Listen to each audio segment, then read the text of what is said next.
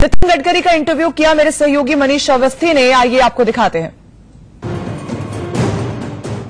विदर्भ कभी कांग्रेस का एक छत्र राज हुआ करता था। उस गढ़ को ध्वस्त कर बीजेपी का परचम लहराया।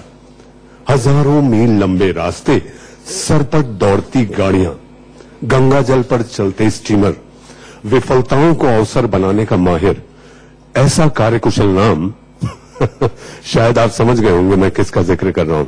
जी हां, मैं बात कर रहा हूं केंद्र के सबसे कद्दावर मंत्री नितिन गडकरी की। जी हां, चुनावी मैदान में और खरी खरी बातें करेंगे और बेबाकी के लिए शायद ऐसा कोई नहीं जो उनको नहीं जानता। नितिन जी, आप सच तो कहते हैं हमेशा, लेकिन गंगा की सौगंध, आप जो कहेंगे सच। बिल्कुल सच ही कहूंगा। नितिन जी, अब चूंकि मैं ये चाहता हूं आप इंटरव्यू देने के सिलसिले में लगातार बहुत सारे लोगों को इंटरव्यू दे रहे हैं, लेकिन आज के इंटरव्यू की शुरुआत मैं कुछ अलग अंदाज में करना चाहता हूं। अगर आप इजाजत दें तो मैं उसे करूं। नितिन जी, ये एक मोहम्मद रफी की क्लिप है जो 1974 में उन्होंने गाई थी, जरा सुनिए। दुनिया नहीं जागीर किसी की, राजा हो या रंक यहाँ तो सब है चौकीदार। कुछ तो आकर चले गए, कुछ जाने को तैयार, ये दुनिया नहीं। नितिन जी, रफी साहब का ये गाना 1974 में चौकीदार फिल्म थी।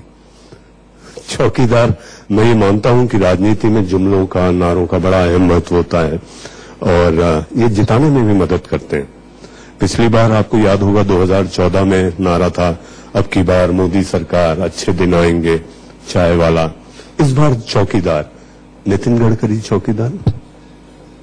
देखिए, चौकीदार का मतलब, अगर कोई फौज में काम करता है तो देश की सुरक्षा की जिम्मेदारी उसके ऊपर होती है, वो सुरक्षा का चौकीदार है। कोई अगर सरकार में काम करता है तो ईमानदारी से जनता की सेवा करना, ये भी जनता का चौकीदार।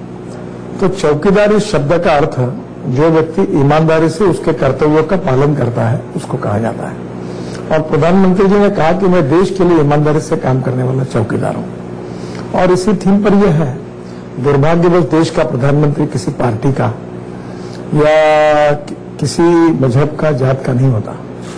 प्रधानमंत्री देश का होता है, और इसलिए देश के प्रधानमंत्री को चौकीदार चोर है ऐसा कहना, ये बहुत ही गलत है। और इसलिए हमने उस कैंपेन का उपयोग करके जनता की भावना को, मैं हूं जनता का चौकीदार, इस भाव में डाला है। मुझे लगता है जनता ने उसको बहुत अच्छे तरीके से लिया है। लेकिन आपको लगता है इस तरह के जुमले और फिर इसके बाद जो जुबानी जहर चल रहा है वो राजनीति में बहुत लंबे समय तक जाएगा और आप इसकी वकालत करते हैं? देखिए, पहली बात तो ऐसी है, हम एक दूसरे के विचारों के विरोधी हैं, हम दुश्मन नहीं है। मतभिन्नता हो सकती है, मनभेद नहीं होने चाहिए। चुनाव 15 दिन का है, खेलेंगे, बाद में हम सब लोग मिलकर काम करेंगे देश के लिए, देश की सुरक्षा के लिए, देश की आर्थिक नीति के लिए, गांव, गरीब, मजदूर, किसान के कल्याण के लिए। प्रश्न उसमें तो कोई डिस्प्यूट है नहीं है, और इसलिए चुनाव में भी मतभिन्नता है तो अपने विचारों की बात कहें। मैं मानता हूं कि हिंदुस्तान ये वर्ल्ड का सबसे बड़ा लोकतंत्र है, और लोकतंत्र का चुनाव ये सबसे बड़ा उत्सव है। पूरी दुनिया हमारी तरफ बड़ी आशा, अपेक्षा और आकांक्षा की तरफ से देख रही है कि हमारा चुनाव कैसे होगा। अगर चुनाव की गरिमा और उसके स्टेचर को अगर हम कायम रखेंगे तो मुझे लगता है कि वो दुनिया के सामने एक आदर्श होगा। और दूसरी एक इम्पोर्टेंट बात मुझे लगती है कि हम सब लोकतंत्र के संरक्षक है, चौकीदार है। मीडिया है, जुडिशरी है, ये किसी की जागीर नहीं, जो गाने में भी कहा गया। हाँ, लेजिस्लेटिव विंग है। हम सब लोग मिलकर इस देश के लोकतंत्र की रक्षा करें चौकीदार के रूप में। जहां जहां जो जो रोल हमको मिला है, रूलिंग पार्टी का मिला है तो रूलिंग पार्टी की चौकीदारी की भूमिका करें, अपोजिशन पार्टी तो उसका रोल करें, और इस देश के लोकतंत्र को मजबूत करें। यही भावना जाने से ज्यादा अच्छा होगा। नितिन जी, चूंकि आपका जो कद है उसके सामने राष्ट्रीय सवाल ही ऐसे मन में एक के बाद एक आते चले जा रहे हैं। हाल ही में टिकट बंटवारा हुआ, आप सीईसी के सदस्य भी हैं। वयोवृद्ध नेताओं को टिकट नहीं दिया गया, उसमें आडवाणी जी, मुरली मनोहर जोशी, ऐसे कई नाम आ रहे हैं। देखिए, आज आपको मालूम है कि नानाजी देशमुख जब थे तब उन्होंने कहा कि 60 साल के बाद राजनीति में नहीं रहना चाहिए और उन्होंने उसका अनुकरण किया। दूसरी बात ऐसी है कि ये सब नेता हमारे प्रेरणा स्रोत हैं, हमारे संस्थापक सदस्य हैं। उनके बड़प्पन के बारे में, उनके नेतृत्व के बारे में कोई शंका नहीं हो। कल भी हमारे नेता थे, आज भी और आगे भी रहेंगे। पर समय का तकाजा तो ये होता ही है, उम्र भी बढ़ती है, आदमी को मर्यादा भी आता है। क्रिकेट हो, पॉलिटिक्स हो, बिजनेस हो, जर्नलिज्म हो, मीडिया हो, ये सिलसिला चालू रहेगा और इसलिए किसी के टिकट नहीं काटे। अध्यक्ष जी ने, संगठन मंत्री ने उनसे बातचीत की है और पार्टी ने यह कॉन्शियस डिसीजन किया कि 75 की वयु मर्यादा के बाद जो हमारे नेता है उन्हें नई पीढ़ी के हाथ में इस विचार की दौर देना चाहिए, संगठन की दौर देनी चाहिए और उन लोगों ने बड़े हसतमुखता से इसको स्वीकार किया है। नितिन जी, आडवाणी जी का कोई बयान नहीं आया टिकट के बाद, बाकी सबने आडवाणी जी से भी बातचीत हुई, उनके घर में रामलाल जी गए थे, अध्यक्ष जी ने बातचीत की है और उसके बाद ही पार्टी ने निर्णय किया। नितिन जी, चूंकि चुनाव सामने, आपको लगता है राम मंदिर का जो मुद्दा है वो पिछड़ता जा रहा है अदालती कार्रवाई में? ये मैं आपको बता दूं कि राम मंदिर का मुद्दा चुनाव का नहीं बनना चाहिए। नहीं बनना चाहिए। नहीं। प्रभु रामचंद्र हमारे इतिहास, अस्मिता, संस्कृति और विरासत के प्रतीक है और इलाहाबाद हाईकोर्ट के निर्णय के बाद यह स्पष्ट हुआ है कि राम जन्म स्थान कौन सा है और जहां प्रभु रामचंद्र का जन्म स्थान है वहां भव्य मंदिर निर्माण होना चाहिए। ये देश के लाखों करोड़ों लोगों की यह भावना है। इसको न बीजेपी चुनाव से जोड़ के देखे, न कांग्रेस। देखना नहीं चाहिए, इसको पॉलिटिकलाइज नहीं करना चाहिए। ये चुनाव, ये मुद्दा सुप्रीम कोर्ट में है और आपको पता है कि जब कोई भी मैटर सुप्रीम कोर्ट में सब जुडिस होता है तो उस पर हस्तक्षेप करने का न सरकार को अधिकार है न और किसी को है। 3 मार्ग है, सुप्रीम कोर्ट के निर्णय से राम मंदिर बने या हिंदू और मुसलमान में आपस में सहमति बनाकर बने और तीसरी बात है कि पार्लियामेंट में कानून पास करते हो।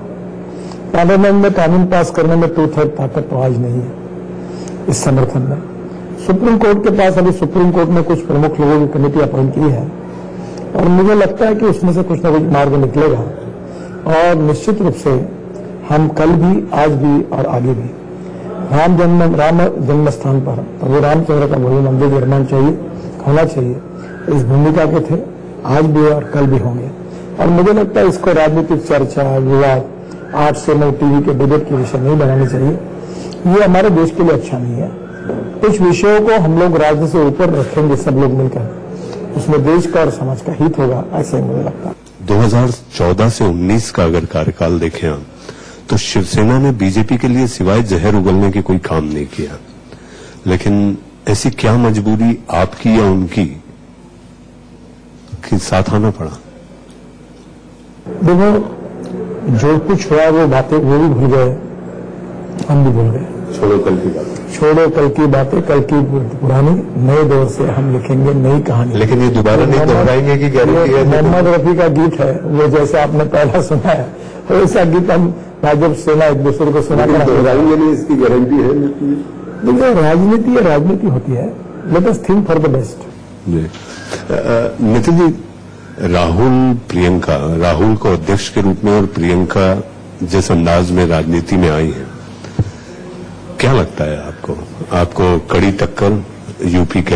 हर पार्टी में हर व्यक्ति को, हर नेता को काम करने का अधिकार है। जनता तय करेगी किसमें कितना दम है और इसलिए हमने किसी पर आक्षेप नहीं लेना चाहिए।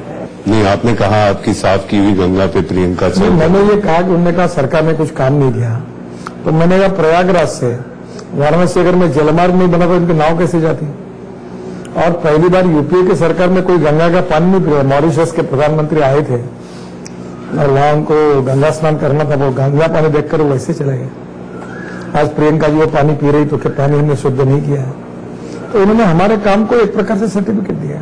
नितिन गडकरी एक ऐसे शख्स हैं जो चाहे चंद्रबाबू नायडू हो, ममता बनर्जी हो, नवीन पटनायक हो, वाईएसआर हो, केसीआर हो, शरद पवार हो, ये सबको एक साथ मंच पे लाने की ताकत रखते हैं। तो क्या आप ट्रबल शूटर होंगे इस सरकार के? मैं इस बात को बहुत अनेक बार क्लियर कर चुका हूं।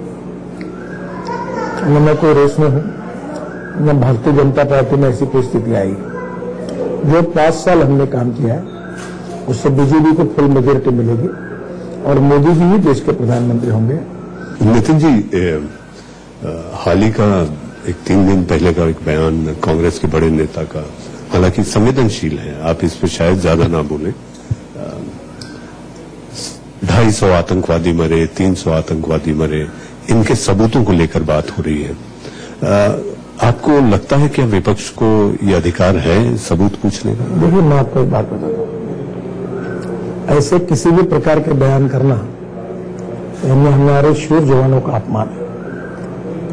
जो लोग अपनी जान हथेली पर लेकर देश के लिए लड़ते हैं, उनके कार्यों के बारे में संशय व्यक्त करना, हाँ, पाकिस्तान यानी हमारे शूर जवानों का अपमान है।